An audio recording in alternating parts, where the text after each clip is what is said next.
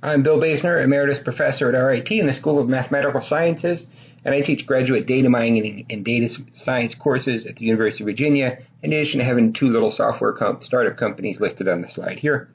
This morning we're going to talk about models for the mutation selection process, in particular the fundamental theorem of natural selection with mutations, which allows us to compute the contribution to the rate of change in mean fitness from selection and mutations. My co-author on this research is Cornell geneticist John Sanford, well known for his invention of the gene gun, among other achievements. Here's a screenshot of our paper, which has been downloaded from the Springer website over 7,000 times, and it's available for public download from the site. This work began when John pointed out that the usual understanding of Fisher's fundamental theorem of natural selection is inconsistent with the effects of mutations that have been measured over the past few decades. John suggested we extend Fisher's theorem to include the effects of mutations, which resulted in the current theorem in numerical simulations we're going to talk about this morning. Here's what we want to talk about.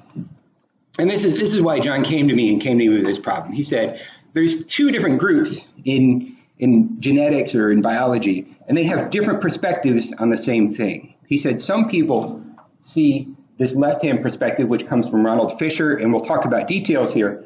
But here's a quote from Fisher from 1930 saying, as each organism increases in fitness, so will its enemies and competitors increase in fitness. And so there's this idea that all populations are improving in their fitness, that they're evolving and getting more fit over time.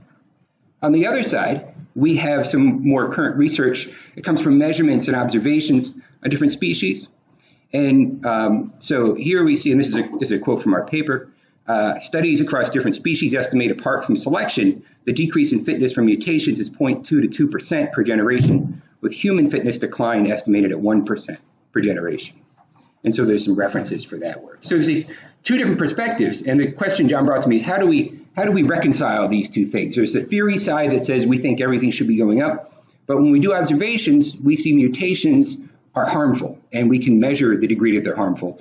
And there's slightly disturbing research that shows that human genome is decreasing in fitness over time. Part of the problem that people believe are causing that is the decrease in selective pressure on the human population. So we've built, this is sort of a depressing subject, sorry to start the morning with it, but we've built really good healthcare.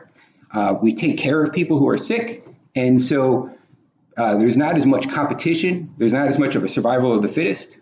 So those who may be less fit in that sort of measurement, they survive and reproduce, and so we don't have as much pressure, so you can measure the decline in fitness over time. Okay, so this is, I popped up two recent books here that have investigated or fleshing out this idea that genomes aren't always increasing. In fact, sometimes we see them declining. And so the book on the left is The Crumbling Genome, The Impact of Deleterious Mutations on Humans. And the one on the right is Genetic Entropy. And the one on the left is more just about particularly about the human race and this decrease in selection that's applied to the human race. The one on the right is looking at genetic entropy, so decline in genetics more broadly than just the human race. Here's another way that we can take a look at these two different conflicting views. And so this is a quote from a recent paper called Natural Selection and the Maximization of Fitness in the Biological Reviews of the Cambridge Philosophical Society from 2016. There's a link to the paper. And so the quote says, the notion that natural selection is a process of fitness maximization gets bad press in population genetics. Yet in other areas of biology, the view that organisms behave as if attempting to maximize their fitness remains widespread. So what are we saying? People that study genetics are seeing, hey, populations and organisms don't really act by continually maximizing their fitness. They're not always increasing to try to go to the most fit. That's not what we see in observations, not really what models always tell us. On the other side, there's this general understanding of how evolution works and that, organisms work to maximize their fitness. And so there's this incongruity between what's known and the people doing the observations and what's the broader perspective. Okay, so that's sort of, John said, hey, can we understand how we work this observations about what mutations do and this other theory that kind of tells us fitness is maximized, and how do we work these two together? And so here's a summary of the talk this morning, kind of an abstract. So Neo-Darwinian theory, or the modern synthesis, this is something we all are familiar with. The idea of mutations. Mutations are when genetics, DNA code is copied. There's little typographical errors. Sometimes things are switched or pieces are repeated more than once or something like that. The mutations, and then selection. Selection meaning of a population. The most fit are the ones that reproduce most quickly. The less fit reproduce less quickly. So over time, the more fit are the ones that become more abundant. So that's what selection is. And then time gives us this Darwinian evolution. And so a lot of this support from the modern synthesis or Neo-Darwinian theory came from work in between 1910 to 1940, somewhere in that range. And critical in that time period was Fisher's fundamental theorem of natural selection. And so this is the piece that we're really going to talk about today. And so it says the rate of change in mean fitness is equal to the variance in fitness across your population. It's conceptually fairly simple. If you have a population with a lot of more fit and less fit organisms, the average fitness is in the middle. Over time, the more fit will reproduce more quickly, and then average will shift to the more fit side, sort of increasing your average fitness. So conceptually, it's easy. Fisher did a really nice work working out mathematics. It comes out in a simple formula. On the left side, the bar means the average, and the prime means the derivative. So the rate of change in average fitness is just the variance of fitness across the population. And then Fisher extended this idea, right? If you just took his theorem by itself, what you'd be looking at is population. The more fit reproduce more quickly, the mean fitness shifts up. But then you would just get whatever your most fit in your population are, you would just get a population just those, consisting of those organisms, those genotypes. So what Fisher said is you have mutations. Mutations continually add variance, so they keep spreading out the population. The more fit reproduce most quickly, fitness shifts up, and then it spreads out again by mutations. And so Fisher didn't include this in his theorem. He just included it as an informal corollary, kind of a follow-up. It says, hey, because of the theorem, mutations give you variance. His theorem transfers that variance into increase in fitness, gives us this continual increase in fitness. So modern understanding, and so this is the theorem that we proved, gives you the rate of change in mean fitness. It's the variance in fitness, just like in Fisher's theorem, but you have to include the effect of mutations. And we know mutations are harmful. So what you have is mutations give you an increase in variance, but they also shift mean fitness downward at the same time because they're usually harmful. And so you really, and this is well known, that you have really two forces acting: increase from selection, decrease from mutations, right? So that's really nothing new. What we did is we worked out the math that you could put it into a model using the same formulas that Fisher did to derive the new model. So it helps us better understand it. Right, and so conclusion from that work, very slightly deleterious mutations can accumulate, decreasing overall fitness, especially in small populations. And so this is particularly important for endangered species when you want to say, how many organisms, how many animals do I need to keep a population viable? If that number is too small, you don't have enough variation in your genetics, and you'll build up those deleterious mutations, and your population goes in what's called mutational meltdown. Okay, so here's a little bit of history of Neo-Darwinian theory. On the vertical axis, we have the degree to which this Darwinian perspective was accepted. Horizontal axis is time. And I put a red curve. It's notional. There's no units, right?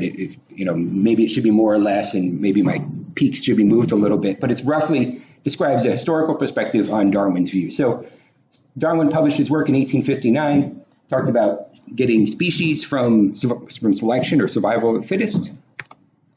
Mendel published his work in 1865, and he showed that that genetics works by discrete laws of inheritance, kind of the genes as we know them. Mendel's work wasn't really read very much until 1900, so that's why I brought that out to 1900. At that point, there was a decline in the acceptance of Darwinism, which people call the eclipse of Darwinism. So that's a name that was given it by Huxley, and there's a Wikipedia article. So if you look for eclipse of Darwinism, you can learn more about that there. That's generally not, it's often not told as part of the story that there was this decline in acceptance of Darwinism during this period, but it's actually very important for understanding Darwinism. Around the 1930s, we had this increase in the acceptance of Darwinism, and a pivotal part of that was Fisher's book called The Genetic Theory of Natural Selection that he published in 1930. In that book, he published his famous theorem, which is called the fundamental theorem of natural selection. So that's what we're going to talk about today. And then after that, Fisher and also Haldane and Wright established what's called Neo-Darwinism, which is our perspective on how mutations and selections work that we've accepted and continues today. Okay, so let's talk a little about Fisher's perspective. What was Fisher doing in those 1930s? And this is from a paper from Platinsky, 2006, a really good review of Fisher's work. Platinsky says his aim was to vindicate Darwinism and demonstrate its compatibility with Mendelism, indeed its necessity given a Mendelian system of inheritance. So as we showed, Mendel's work gave us this period where people were were not very accepting of Darwinism, and then Fisher's work reestablished that, gave a rigorous footing, or what people believed was a rigorous footing for a necessity for Darwinism. So what is Fisher's theorem? So let's talk about Fisher's theorem. I'm a mathematician, so I think in pictures and formulas at the same time. So we'll go through some of the pictures that explain it, I think, better than formulas. So you have a population. So simplifying it a little bit, I like frogs. So generation 1, we have a bunch of animals. And the mean fitness is in the middle. So this purple axis on the bottom shows us how we're thinking about fitness. Less fit to the left, more fit to the right. So we're going to use that to chart our organisms over time. So mean fitness would be in the middle. When our frogs reproduce, their children are different than the parent because of mutations. Asexual reproduction will give you some other reasons for variation in the genetics of the children, but we're putting that aside for the moment. And Fisher didn't address asexual reproduction in his theorem. So as you have children, the mutations, and this is Fisher's perspective, some will be a little more fit, some will be a little less fit, but they'll be different than the parents. And so that's what our population in the next generation will be for the initial children. And so the mean fitness for the next population is in the middle, the same spot as mean fitness for the previous as the next generation is born. But then what happens is selection. So the least fit may not survive to reproduce, so they may not even be born, they may be stillborn, or genetics mutations that will be very deleterious or very harmful will make them not viable. The more fit will be more likely to survive, and so selection will effectively eliminate some of our population from reproducing, and so this is our next generation that's going to reach reproductive age. And so mean fitness is now shifted forward. And that shift forward is really what Fisher's fundamental theorem of natural selection measures. It tells you how much of a shift forward you have based on your variance in your population. This arrow here, from the mean fitness of the previous generation to the mean fitness of the next generation, that's what Fisher's corollary was about. That's what Fisher really cared about, was this increase in fitness from one generation to the next to the next. Right, and as we mentioned, it wasn't part of his theorem. He didn't prove it. He just talked about it afterwards informally, about how mutations would give you the variance but not affect fitness. And so we get a third generation. And so the light purple shows us the mean fitness for the third generation. And then a selection occurs, and most selection's not a cutoff. It's not the least fit gets automatically, automatically selected out. There's a lot of randomness that goes into selection as well, right? There's two deer walking along. One might be less fit because it's slower, and if there's a predator nearby that's going to pick off the less fit one, he may find the less fit one and be able to chase it down, but he may also just happen to be next to the more fit one and eat that one too. So there's some randomness that comes into selection. And so that's the increase in fitness, and this is Fisher's perspective in the next generation. And so this increase in fitness over time, this is what was Fisher's corollary. Often one of the problems is when people talk about Fisher's fundamental theorem of natural selection, they confuse it with a corollary. They don't realize that he didn't extend it to generation to generation over time. The fundamental theorem was just an instantaneous rate of change. To extend it over time, you have to include mutations. And so I'm going to go through the proof, but we'll do the proof fairly quickly because it's not very important for us. And this is 1977, Kimura's special example in his 1977 textbook. So we take that axis of fitness, and fitness here means growth rate or reproduction rate. And PI is going to be the number of organisms with fitness between two of the values that we use to break up this line, or within one of the bins along this line. And then we're going to allow for exponential reproduction within each bin. So the bottom there is exponential reproduction. The ith bin is going to reproduce by the ith fitness value times the population in the ith bin. And so here's a picture of what we're talking about. We're describing our population in a histogram or a bar chart. The height of the bar tells you how many organisms there are at that fitness level. And reproduction occurs just within that category. So all of the different categories are reproducing, and when they have progeny, their progeny are within that same category or in that same fitness level. And you can imagine what's going to happen here. If we looked at this over time, this peak would shift to the right because the organisms over at the right side are going to reproduce more quickly, and their abundances, fractional abundances, are going to go up. The ones over on the left are going to decrease because they're not reproducing as quickly. They're not going to be able to compete. And as long as we hold the total population constant, like if it's at carrying capacity, the ones that are down at the left will decrease in number, and the ones at the right are increasing in number. So here's the proof, and we'll walk through it fairly quickly. It's a nice mathematic. This is a thing that I'm like, oh, that's beautiful, that's elegant. Rate of change of mean fitness. We can just put in rate of change, and this is a little bit of calculus, and put in the formula for mean fitness. We're doing a derivative. There's a bunch of things multiplying each other, and it's a quotient, so we use a quotient rule, and you get that. And the next step, we take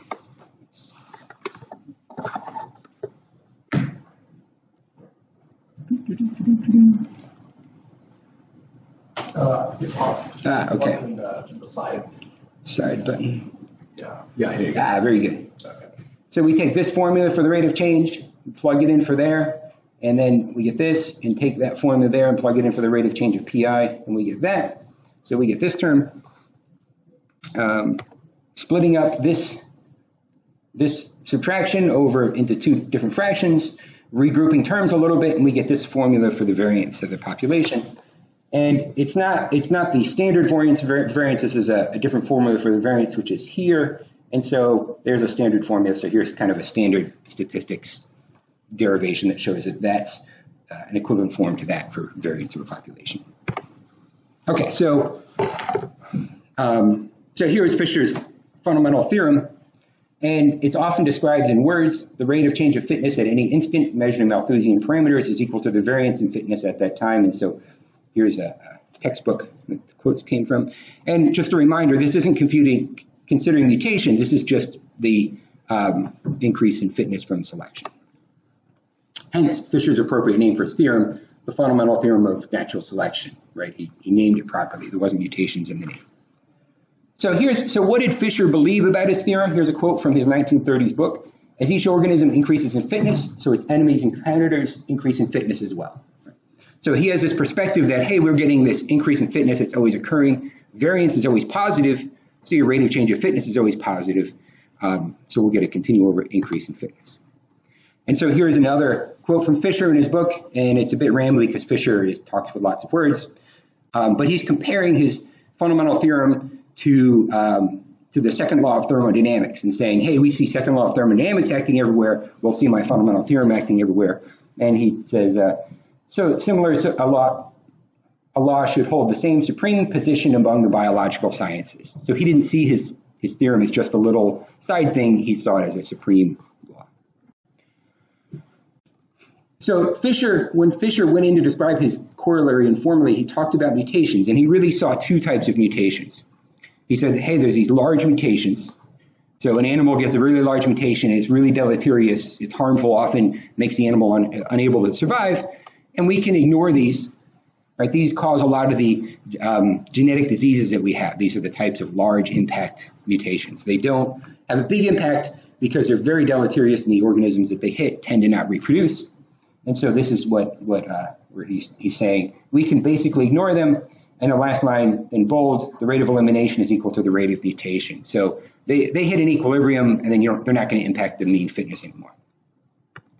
The second category he described for mutations was low impact ones that he believed to be 50-50 beneficial to deleterious. And here's a quote from his book. And its limiting value is 1/2, meaning the value of the ratio of deleterious to beneficial is 1/2 when you're close to being neutral. Okay, so that's Fisher's perspective. The problem is this: the vast majority of mutations are deleterious.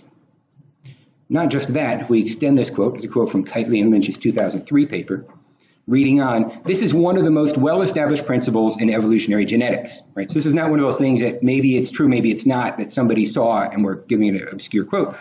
Supported by molecular and quantitative genetic data, this provides an explanation for many key genetic properties of natural and laboratory populations. So this is, I mean, I can't say it more than it's underlined. It's one of the most established principles of evolutionary genetics, that mutations are deleterious. So how do we understand? Let's take a little more look in what do we mean by most mutations are deleterious. Here's a quote from James Crow, 1977 book, or paper, 1997 paper. Since most mutations, if they have any effect at all, are harmful, the overall impact of the mutation process must be deleterious. So this is very different from what Fisher saw. This is really what John Stanford came to me. He said, hey, we know they're deleterious, but people still use Fisher's theorem, but Fisher's theorem said they're half beneficial, half deleterious. So how can we fix that incongruity? So more information about deleterious mutations. So Garish and Lenski estimate the ratio of deleterious to beneficial mutations at 1,000,000 to 1, meaning 1,000,000 deleterious mutations for every 1 beneficial. And in general, deleterious mutations have a larger impact than beneficial ones do. Other estimates, and here's 4 papers on other estimates, indicate the number of beneficial mutations is too low to be measured statistically. So very hard to measure beneficial mutations. So let's walk through the pictorial understanding of how mutation selection works, but let's use a realistic distribution for mutations. So same thing as before, but when we look at the progeny from previous organisms, we're going to have one that comes out slightly beneficial, and the rest will be distributed in the deleterious direction. And this is it's a series of clip art frogs. It's not an accurate model. We'll talk about accurate models in a minute, but it's just to illustrate the idea of what we're looking at. So each of our organisms reproduces, and we look at the average fitness of the next generation, and so that's our light shaded bar. Selection occurs, so it tends to be more of the less fit organisms will die out, but it's randomly, there's some randomness as well. And so there's the fitness, average fitness of the next generation. The next generation reproduces, and so there's their progeny, and this is the 3rd generation as they're born. And that's the mean fitness of the 3rd generation. Selection occurs, and then there's we get that bump up and increase in fitness from selection. And so this possible decline, and so when we show the model, we give a model in our fundamental theorem of natural selection with mutations that says, hey, it might go down or it might go up. It depends on what your mutational effects are, but definitely is a possible decline. When we put in some basic realistic type parameters that other people have published, we saw declines in mean fitness. But that doesn't mean it always declines, and those aren't accurate specific models. So we'll talk about that in a little bit. But this possible decline in fitness, this is measured with the fundamental theorem of natural selection, where we add the mutations. And so how do we add mutations in our model? We do what looks like the exponential reproduction, but when each category has a child, that child might be slightly more fit or a little less fit. And the probability between a little more fit or a little less fit depends on what people have measured for the effects of mutation. So probability distributions that people have published previously on what the effects of mutations are. And so there's a formula, and this term here is the births times the probability of one birth going from one category to another times the probability of the other category. So this is all the births into category I from all the neighboring categories, and then minus the death rate for category I times the population in I. And so you get, something like that. Looks kind of spaghetti, but all the groups can reproduce and have children that are a little more fit or a little less fit, but the probability will depend on a distribution that's measured from estimates, from observations about effects of mutations. So this is the fundamental theorem of natural selection with mutations. It has the same first beginning as Fisher's fundamental theorem, and then there's plus, and there's this term for the effect of mutations. which unfortunately is not as simple as the variance of something. I was hoping we'd get something simple there, but it's a little more complicated. It would be nice to say, hey, if your mutations look like category A, this will be negative and it'll be bigger than the variance and you're going downhill. But if your mutations are in category B, then we know you're going to be improving, right? So, or at least holding stable. So that's the goal is to, long-term goal of this is to use this as a tool that we can understand if a population is large enough to sustain its genetic viability, right? That's really the long-term goal, to be able to understand what's going under the hood in genetics and mutation selection and make predictions for future that we can better manage small endangered species. Right, okay, so what does this mean?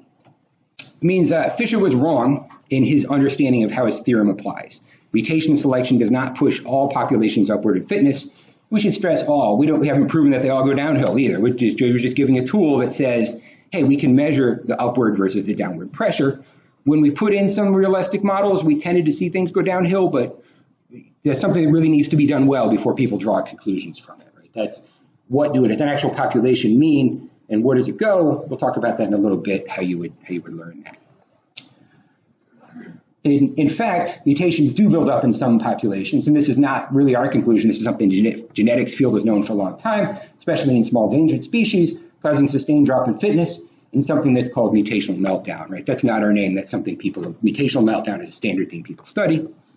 The fundamental theorem of natural selection with mutations, that conglomeration of letters there that we named our theorem, it's a tool that helps to predict long-term effective mutation plus selection if we know the parameters, and I put that in italics because it's hard to know exactly what mutations are doing, what the distribution is. It's hard to know mutation rates, and as an organism undergoes mutation, sometimes those mutations will affect the mutation rates and affect what happens in future mutations with mutation interactions and epistasis and other things. Upcoming work that's been started, we'll do this with E. coli and then sexual reproduction in small populations. So we're looking at studies of E. coli and how the mutations affect the fitness of E. coli from generation to generation, because those are well studied. You can do lots of generations in a lab and compare them to predictions from the model.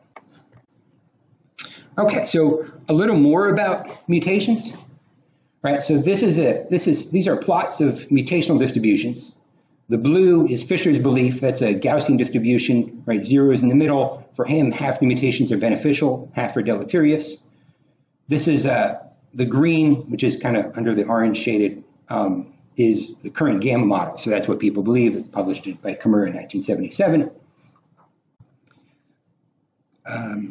So this is one of the parameters that we have to get correct to be able to apply the theorem. So if we use the current gamma model that's been previously published as what mutations usually do, we can put that into the formula, and then we can do predictions with numerical simulations, which I'll show in just a second.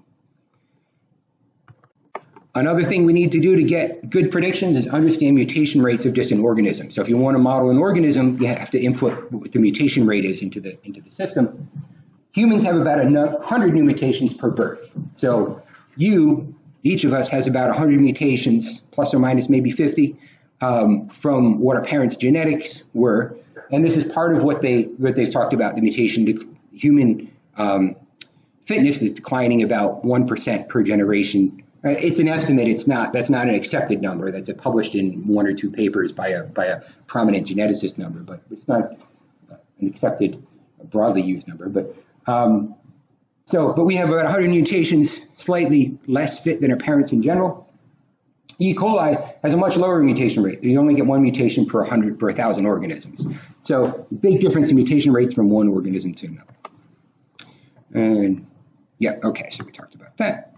And so we produced a numerical simulation. It does a normal numerical solutions for differential equations that is accessible on our website.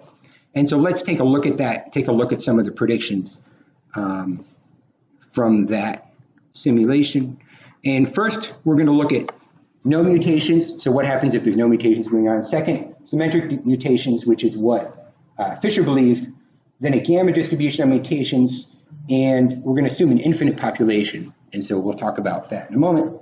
And then gamma distributions with a finite population, which has 1 million organisms in it.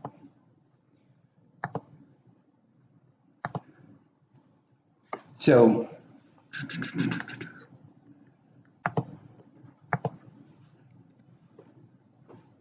okay. So here's the online JavaScript simulation tool. A couple of values we put in is the number of discrete population fitness values. So this is the number of bins that we're going to put our population into, the number of years we're going to predict for, the fraction of mutations that are beneficial. So we're going to run a simulation here where 1 out of every 1,000 mutations is beneficial.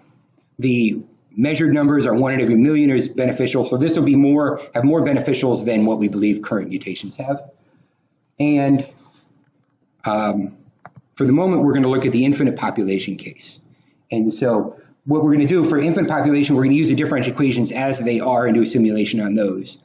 We can do a finite population case where in each generation, when you look at the bins, we're only going to allow a certain number of organisms to fill those bins. Any bins that outside those million organisms, we're going to figure out where they'd be most likely to be. Any bins outside, we're going to assume they're 0 for the finite case. But first, we'll do the infinite case, and we're going to start with the Gaussian distribution, which is what Fisher. First we'll do no mutations.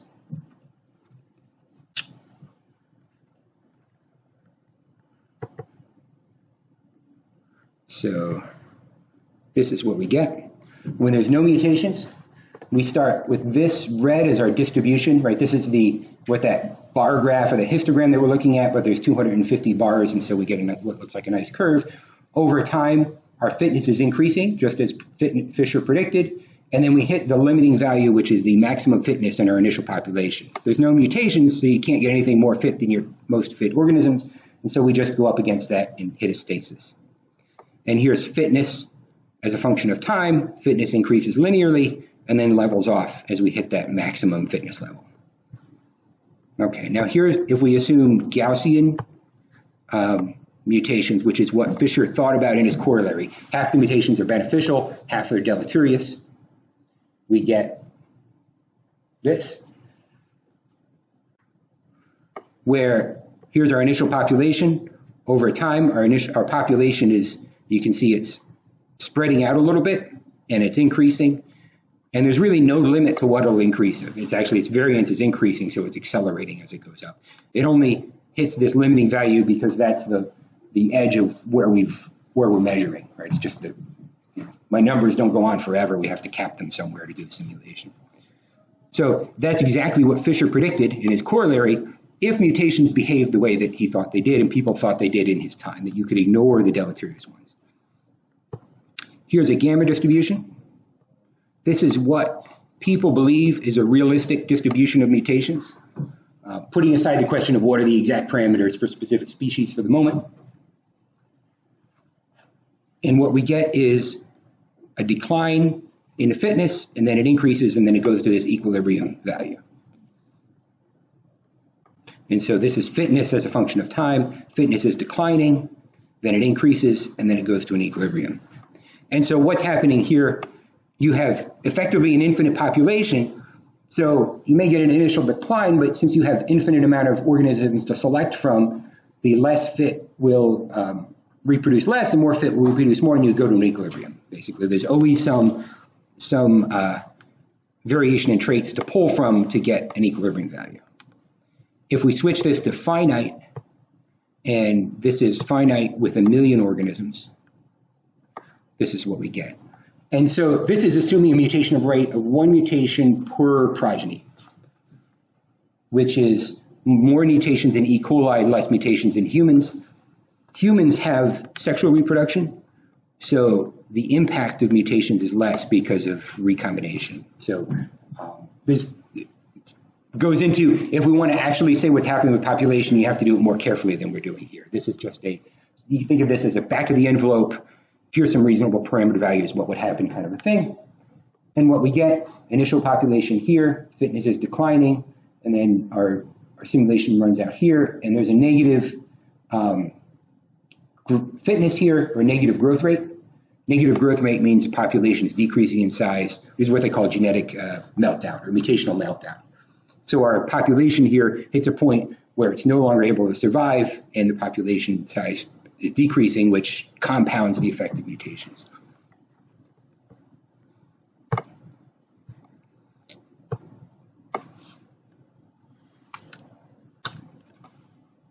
So back to the presentation. Sorry, I have to jump ahead a little bit here. So just to stress, that was a back of the envelope sort of reasonable value approximation showing the fitness decreasing. It's not a rigorous approximation of any specific organism, right? That we need to do that in the future. Right. And that's kind of the purpose, one of the purposes of our model is to be able to do that for small populations. Okay, so how does this change our understanding?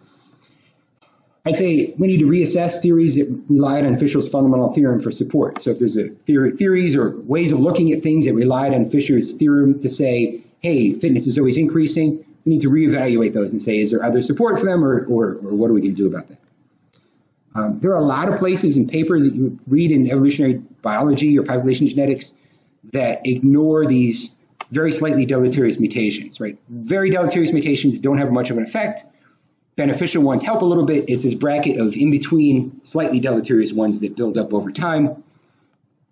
And so if we're going to take a look at these things, we have to look at the impact of Fisher's work over the years. So start with Fisher's book where he published his theorem has been cited 20,000 times, a little more than that.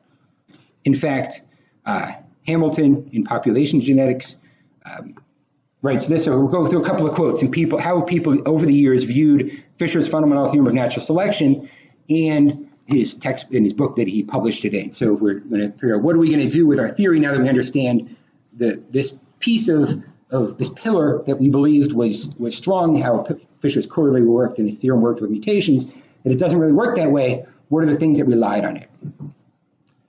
So here's a couple of quotes of people who have talked about the effect of Fisher's work over the years. So Fisher's 1930 book, Genetic Theory of Natural Selection, established a rigorous mathematical framework that coupled Mendelian inheritance and Darwin's quantitative model of natural selection.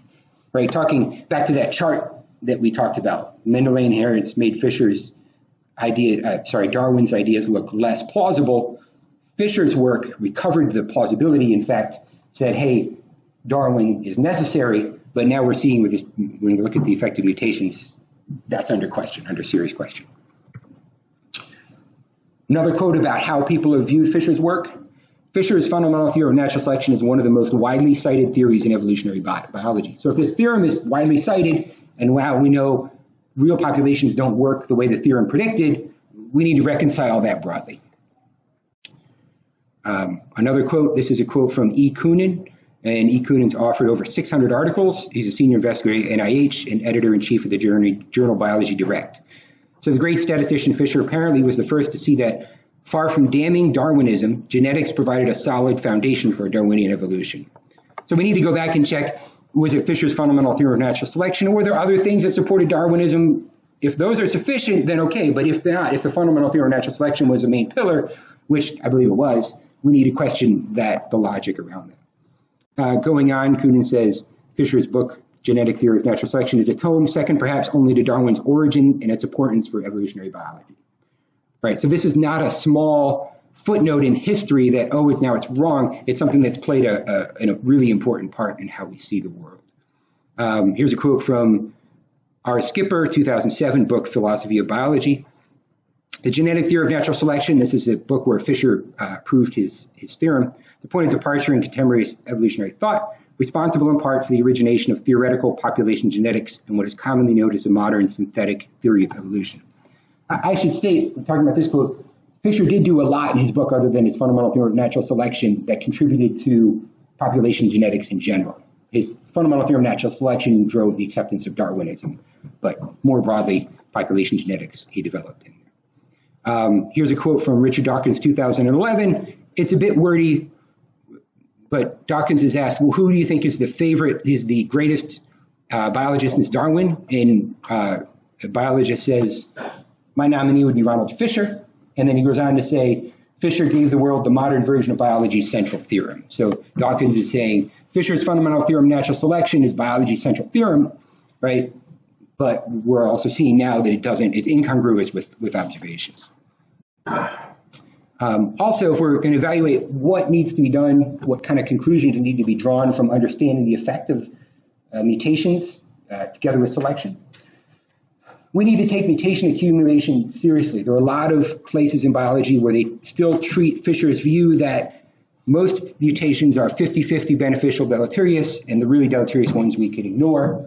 But these very slightly deleterious mutations, these are things that make the next generation slightly less fit, so they don't get selected out very well. So every next generation gets a couple of new mutations that make them slightly less fit. Selection is not strong enough to select out which mutations should get removed when each of the generation has a lot of those mutations, and they're built up over time, or they can build up over time.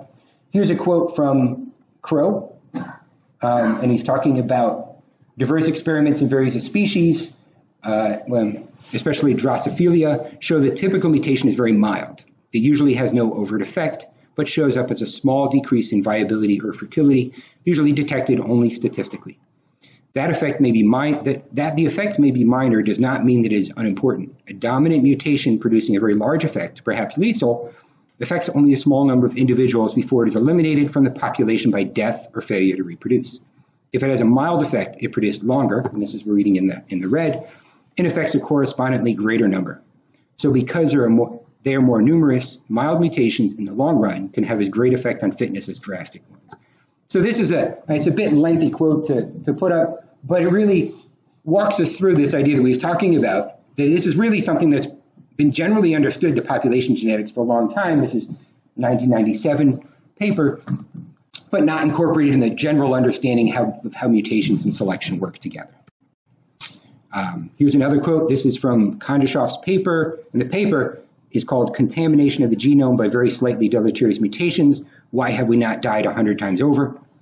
And in this quote, Kondashov gives this range of population size from 10 to the 6th, so 1 million to 10 million, and says even up to this size, we can estimate that the mutational load, meaning the accumulation of deleterious mutations, is significant. So hopefully our new theorem gives a tool that can be used to better answer questions and do studies like this. That's the real goal of the work. So conclusions, and last 2 slides here. Conclusions, Fisher was wrong. We've mentioned this before. Mutation selection does not push all populations upward in fitness, right? A little stress on all. Maybe some go up, maybe not, but that's a further study. It doesn't give us rigorous proof that Darwinism is always occurring all the way around us, which is how it's often used.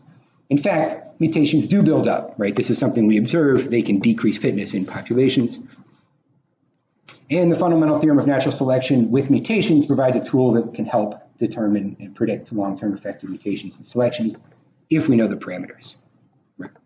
And so the proper way to do that, you have to take publications, previous publications on parameter values, look over the range of values that have been published before, and put different values from that range into the model and look at all the predictions from those different values that have been published.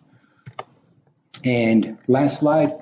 This is a quote from an abstract of a paper, a recent paper. This is the kind of thing that we need to address. So the notion, and I'm agreeing with the authors of the paper, right? The notion that natural selection is a process of fitness maximization gets a bad press in population genetics, right? That's what we've been talking about. Population geneticists generally know populations don't function by maximizing their fitness. This is just not the way things work. Yet, in other areas of biology, the view that organisms behave as if attempting to maximize their fitness remains widespread. Right? So we need to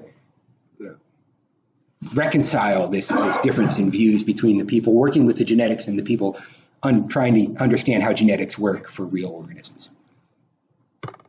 And thank you very much. Appreciate your time.